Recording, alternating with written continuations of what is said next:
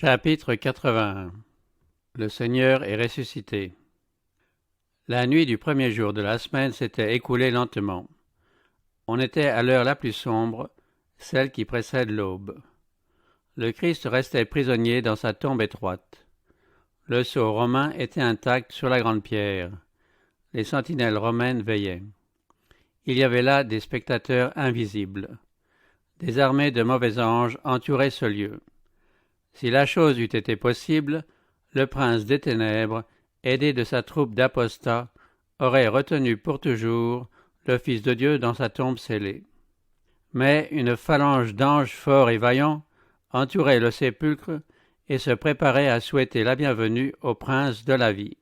Et voici qu'il se fit un grand tremblement de terre, car un ange du Seigneur descendit du ciel.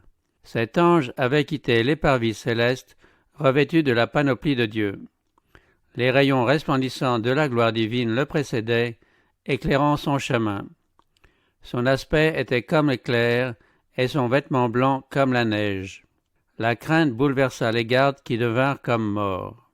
Où est maintenant la puissance de votre garde, prêtres et chefs? Ces soldats courageux, qui n'ont jamais reculé devant un pouvoir humain, sont maintenant comme des captifs, pris sans épée et sans lance. Ils regardent un visage qui n'est pas celui d'un guerrier mortel, mais celui de l'être le plus puissant que renferme l'armée du Seigneur. Ce messager occupe la position que Satan a perdue par sa chute. C'est lui qui a annoncé la naissance du Christ sur les collines de Bethléem. La terre frémit à son approche, les démons prennent la fuite, et le ciel paraît s'abaisser, tandis que l'ange roule la pierre comme un simple caillou, et qu'ils l'entendent crier « Fils de Dieu, sors, ton Père t'appelle !» Il voit Jésus se dresser hors du sépulcre ouvert et proclamer « Je suis la résurrection et la vie ». Tandis qu'il s'avance revêtu de majesté et de gloire, l'armée angélique s'incline profondément pour adorer le Rédempteur et l'accueille par ses chants de louange. Un tremblement de terre avait marqué le moment où le Christ avait abandonné sa vie. Un autre tremblement de terre signala son triomphe. Celui qui avait vaincu la mort et le sépulcre sortit du tombeau avec l'allure d'un conquérant, au milieu des convulsions du globe, du jaillissement des éclairs et du grondement du tonnerre. Quand il reviendra sur la terre, il ébranlera non seulement la terre, mais aussi le ciel. La terre chancelle comme un homme ivre, elle vacille comme une cabane. Les cieux seront roulés comme un livre. Les éléments embrasés se dissoudront, et la terre, avec les œuvres qu'elle renferme, sera consumée. Mais l'Éternel est un refuge pour son peuple, une forteresse pour les enfants d'Israël. À la mort de Jésus, les soldats avaient vu la terre enveloppée de ténèbres en plein midi. À la résurrection, ils virent la nuit illuminée par la splendeur des anges, et ils entendirent les habitants du ciel chanter d'une voix joyeuse et triomphante « Tu as vaincu Satan et les puissances des ténèbres, tu as englouti la mort dans la victoire. » Le Christ sortit glorifié de la tombe, à la vue de la garde romaine. Les soldats, les regards rivés sur celui qu'ils avaient récemment raillé et tourné en dérision, reconnurent dans cet être glorifié le prisonnier pour qui, au tribunal, ils avaient tressé une couronne d'épines, celui qui n'avait offert aucune résistance à Pilate et à Hérode, et dont le corps avait été lacéré par les verges, celui qui avait été cloué à la croix, et devant qui les prêtres et les chefs, satisfaits, avaient hoché la tête en disant « Il a sauvé les autres, il ne peut se sauver lui-même ». C'était bien celui qui avait été déposé dans le tombeau neuf de Joseph. Un décret du ciel avait rendu la liberté aux captifs. Des montagnes accumulées sur son sépulcre n'eussent pu l'empêcher d'en sortir. À la vue des anges et du Sauveur glorifié, les soldats romains étaient tombés comme morts. Ils se relevèrent quand le cortège céleste eut disparu à leurs yeux et gagnèrent l'entrée du jardin aussi rapidement que leurs membres tremblants le leur permirent. Chancelant comme des hommes ivres, ils rentrèrent précipitamment dans la ville, racontant la nouvelle étonnante à ceux qu'ils rencontraient sur leur chemin. Ils se rendaient chez Pilate, mais les autorités juives, ayant eu vent de la chose, les appelèrent en leur présence. Ces soldats avaient une étrange apparence. Tremblants et pâles de frayeur, ils affirmèrent la résurrection du Christ. Ils racontèrent tout ce qu'ils avaient vu. Le temps leur avait manqué pour penser ou pour dire autre chose que la vérité. Ils dirent, en s'exprimant avec peine, « C'est le Fils de Dieu qui a été crucifié. Nous avons entendu un ange déclarer qu'il était la majesté du ciel et le roi de gloire. » Les prêtres avaient un visage cadavérique. Caïphe essaya de parler, mais de ses lèvres ne sortit aucun son. Les soldats allaient quitter la salle du conseil quand une voix les rappela. Caïphe avait enfin recouvré la parole. « Attendez, attendez, dit-il. Ne dites à personne ce que vous avez vu. » Les soldats furent chargés d'un rapport mensonger. Les prêtres leur donnèrent cet ordre. « Vous direz, ses disciples sont venus de nuit le dérober pendant que nous dormions. » Les prêtres se dupaient eux-mêmes. Comment les soldats pouvaient-ils dire que les disciples avaient dérobé le corps pendant qu'ils dormaient? S'ils avaient dormi, qu'en savaient-ils? Et s'il avait été démontré que les disciples s'étaient rendus coupables d'avoir dérobé le corps du Christ, les prêtres n'eussent-ils pas été les premiers à les condamner? D'ailleurs, si les sentinelles avaient dormi près du sépulcre, les prêtres ne se seraient-ils pas empressés de les accuser auprès de Pilate? Les soldats étaient terrifiés à la pensée de s'accuser eux-mêmes d'avoir dormi à leur poste. C'était là un délit passible de la peine de mort. Allaient-ils rendre un faux témoignage, tromper le peuple et exposer leur vie? N'avaient-ils pas exercé une vigilance inlassable? Comment pouvaient-ils commettre un parjure pour quelques pièces d'argent? Afin d'obtenir d'eux le silence, les prêtres donnèrent aux soldats une garantie de sécurité. Pilate, assurait-il, ne tenait pas plus qu'eux-mêmes à ce que ce rapport fût répandu. Les soldats romains vendirent aux Juifs leur intégrité pour quelques pièces d'argent. Ils avaient comparu devant les prêtres avec un fardeau, celui d'un message véridique des plus étonnants. Ils s'en allèrent avec un autre fardeau, de l'argent et sur la langue un mensonge inventé par les prêtres. Sur ces entrefaites, Pilate avait entendu parler de la résurrection du Christ.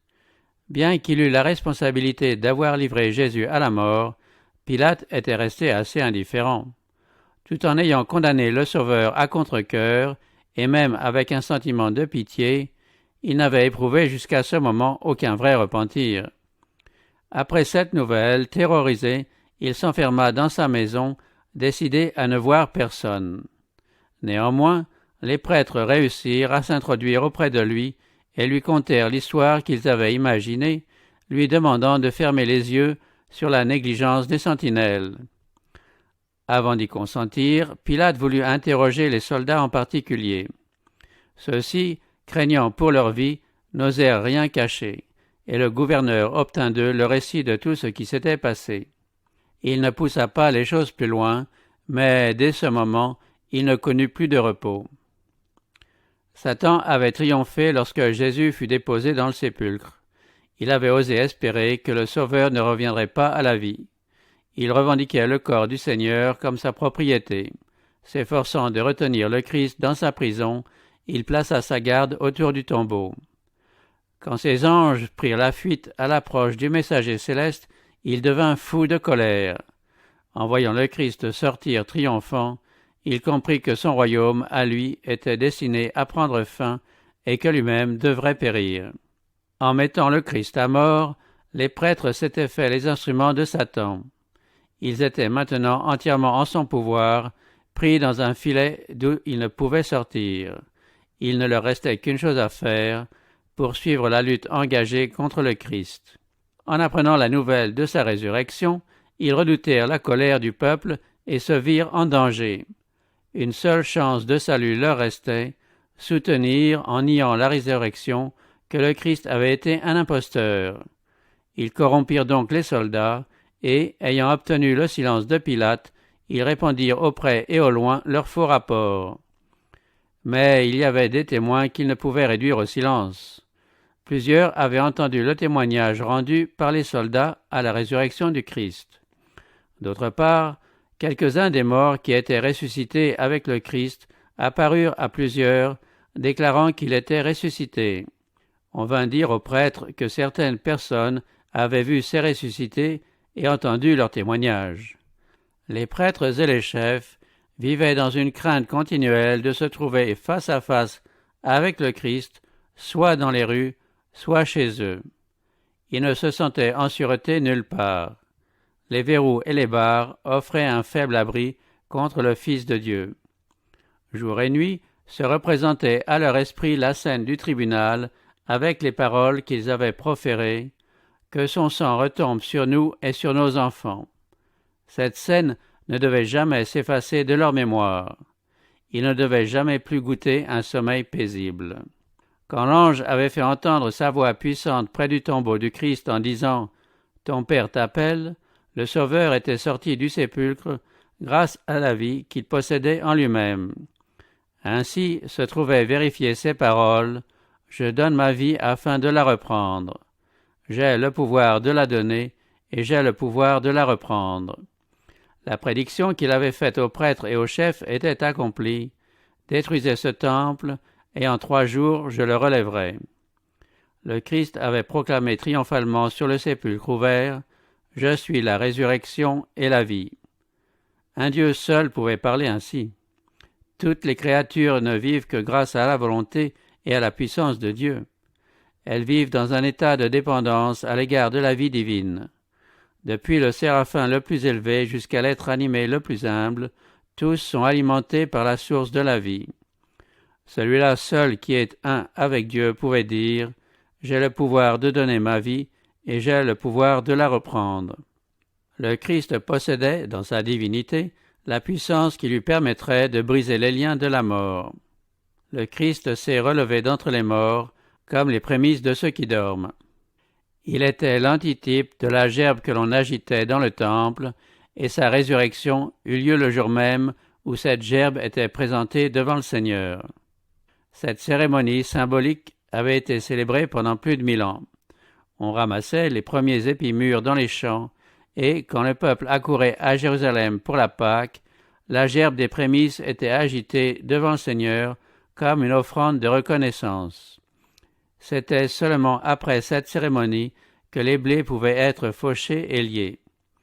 La gerbe consacrée à Dieu représentait la moisson. De la même manière, le Christ, en tant que prémisse, représentait la grande moisson spirituelle qui doit être introduite dans le royaume de Dieu. Sa résurrection est le type et le gage de celle de tous les justes. Si nous croyons que Jésus est mort et qu'il est ressuscité, croyons que Dieu ramènera aussi par Jésus et avec lui ceux qui se sont endormis. En se relevant d'entre les morts, le Christ entraîna avec lui une multitude de captifs. Des sépulcres s'étaient ouverts sous l'effet du tremblement de terre qui accompagna sa mort. Quand Jésus sortit du tombeau, des collaborateurs de Dieu qui avaient rendu témoignage à la vérité au prix de leur vie sortirent avec lui. Ils devaient maintenant être les témoins de celui qui les avait ressuscités des morts. Pendant son ministère, Jésus avait ressuscité des morts. Il avait rendu à la vie le fils de la veuve de Naïn, la fille d'un chef, et Lazare. Mais ces ressuscités n'avaient pas été revêtus de l'immortalité. Ils restaient, après leur retour à la vie, sujets à la mort, tandis que ceux qui sortirent du sépulcre lors de la résurrection du Christ ressuscitèrent pour la vie éternelle. Ils l'accompagnèrent au ciel, ainsi que des trophées de sa victoire sur la mort. Ceux-ci, dit le Christ en les présentant, ne sont plus captifs de Satan, je les ai rachetés. Je les ai fait sortir du sépulcre comme les prémices de ma puissance, afin qu'ils soient là où je suis, et qu'ils n'aient plus à subir ni la mort ni la douleur. Ces ressuscités entrèrent dans la ville et se montrèrent à plusieurs en disant « Le Christ s'est relevé d'entre les morts, et nous sommes ressuscités avec lui. » Rendus à la vie, ces saints attestaient la vérité de ces paroles. « Fais donc revivre tes morts, que les cadavres des miens se relèvent. » Par leur résurrection, cette prophétie commençait de s'accomplir. « Réveillez-vous, entonnez des cantiques de joie, habitants de la poussière, car ta rosée, ô Dieu, est comme la rosée de l'aurore, et la terre fera renaître les trépassés. » Pour tout croyant, le Christ est la résurrection et la vie. Par le Sauveur, nous retrouverons la vie que le péché nous a fait perdre, car il possède en lui une vie qui lui permet de ressusciter qui il veut. Il a le droit de communiquer l'immortalité. Il reprend possession de la vie qu'il a donnée étant homme, et il la communique à l'humanité. « Je suis venu, dit-il, afin que les brebis aient la vie et qu'elle l'ait en abondance. Celui qui boira de l'eau que je lui donnerai n'aura jamais soif, et l'eau que je lui donnerai deviendra en lui une source d'eau qui jaillira jusque dans la vie éternelle. Celui qui mange ma chair et qui boit mon sang a la vie éternelle, et je le ressusciterai au dernier jour. » La mort est peu de chose pour le croyant. Le Christ, en parlant d'elle, a dit « Si quelqu'un garde ma parole, il ne verra jamais la mort. » La mort du chrétien n'est qu'un sommeil, un repos dans le silence et l'obscurité. Si vous croyez, votre vie est cachée avec le Christ en Dieu, et, quand le Christ votre vie paraîtra, alors vous paraîtrez aussi avec lui dans la gloire. Le cri qui a retenti sur la croix « Tout est accompli » a été entendu même parmi les morts. Il a traversé les parois des sépulcres et ordonné à ceux qui dormaient de se relever. Il en sera de même quand la voix du Christ se fera entendre du ciel. Cette voix pénétrera jusque dans les sépulcres, elle en brisera les barres, et ceux qui sont morts en Christ se lèveront. Quelques sépulcres seulement furent ouverts lors de la résurrection du Sauveur. Mais lors de son retour, tous les morts qui lui sont précieux entendront sa voix et seront revêtus d'une vie glorieuse, immortelle.